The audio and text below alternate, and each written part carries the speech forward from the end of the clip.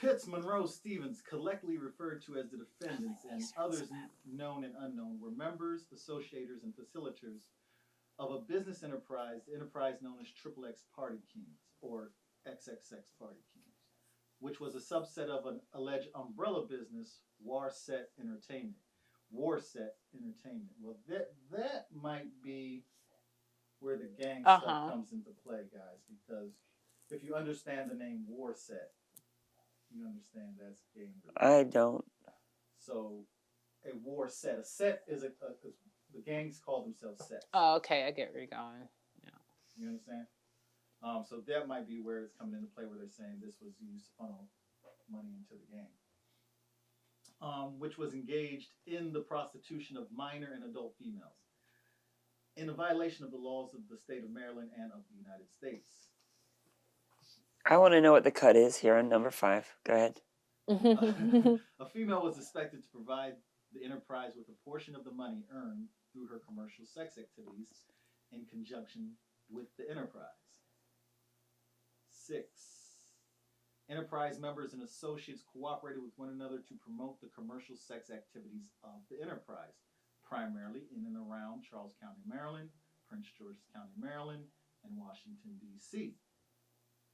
Number 7 on the indictment. Members frequently pooled resources to further the commercial sex activities of the enterprise. For instance, helping to provide transportation for commercial sex workers, advertising the females available for commercial sex and the events at which they were available, and providing or contributing to the payment for locations at which commercial sex would occur. So that's even a criminal charge. What they're saying there is paying for a place Right. to do this is a criminal offense as well.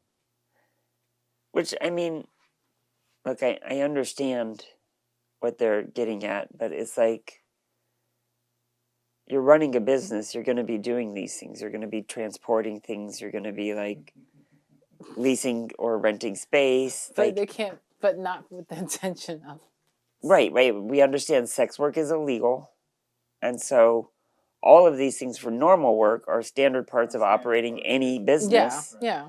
But because it's sex work, right, it's not okay. So, all right. Number 8, enterprise members and associates work together to recruit new females.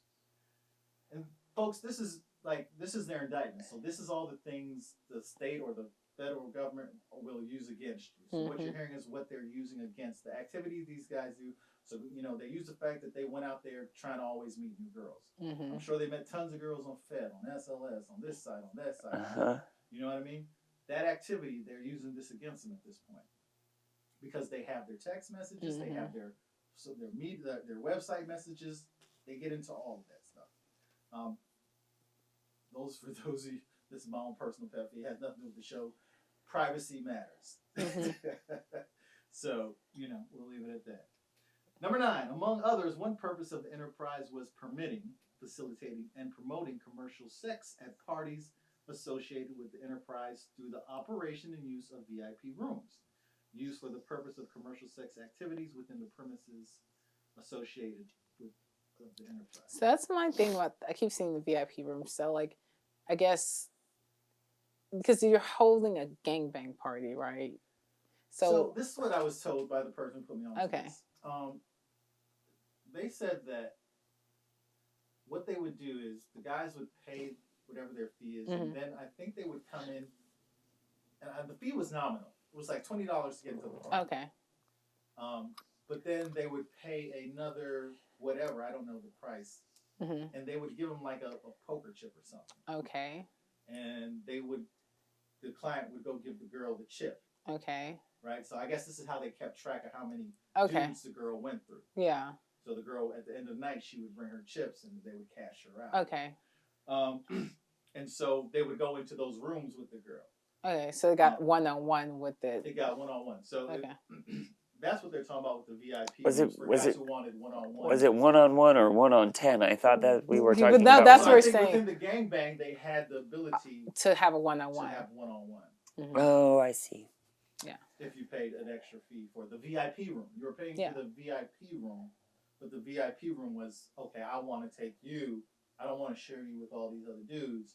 I want to take you in here for myself and have my own phone. Okay, and just because like I'm so naive and I just am clearly like devil's advocate on all of this stuff, how is this different than like when I go to Frederick and I go to like the adult sex store and I like see these dudes coming in buying tokens and disappearing into the back room? They're buying tokens to watch a video. No. No, I'm answering your question. What's the difference is they're buying tokens to watch a video, Christina. I know, but that's the difference. They're buying tokens to watch a video. These guys are buying tokens to fuck. VIP room to fuck, yeah. That's the difference. To one of the girls. Yeah. So if they were playing a video in the room, and she just happens to be in there, and that was $150 to watch that 30-minute video. They can say they paid $150 to watch this video in the VIP room. All right. 10 on the indictment. At all relevant times, the enterprise operated in the District of Columbia, in the District of Maryland, the District of Columbia, and elsewhere. So it feels like so much of this is about indirection. You know, just like being an escort. Like when I had my secret fantasy about being an escort, right?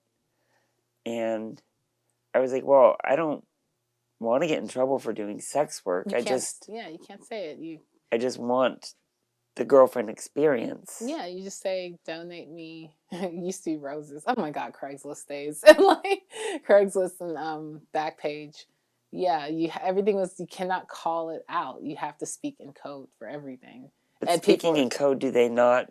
I mean, they can't prosecute speaking in code. Yes, they can. But technically, I mean, it's like sex workers. It's like we have to operate in a way that we knew that if we got busted, we probably, you know what I'm saying? We're not running enterprises. Like we're like small fish, right? Unless you just happen to have. It's still illegal though. Too, I mean. But I mean, like, I'm not small fish, but I'm saying like, unless there's a sting going on in the city or wherever you are at that time, and you know, hopefully you have enough friends and they tell you there's a sting going on or something, or you know someone that got caught up.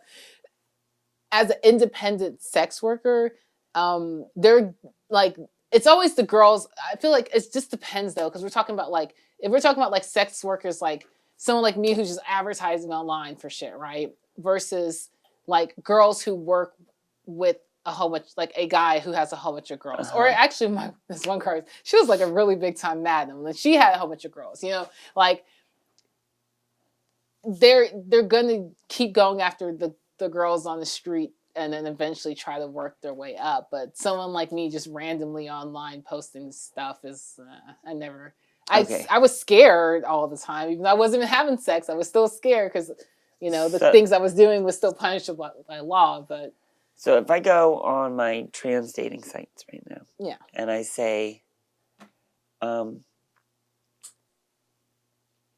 fly me out, put me up in a 4-star hotel, take me out on the town, pay for my hair and nails, buy me a dress and shoes, and I will show you a good time. But your good time can be like, you're not saying sex. That's what I'm trying to say. Sex. What if I say, and I will fuck you? Then you're asking someone to give you money for sex. No, they're not giving me money. But that's different. But that's not illegal. That's not illegal, right? No, that is not illegal. So I can literally say, and I will give you the best sex of your life. And all you have to do is fly me out, put me up in a 4-star hotel. That's fine. That's not legal, right? That's legal. That's what I'm saying. There's not. Yeah, you're good. Okay, you're good to go. Did you guys get that?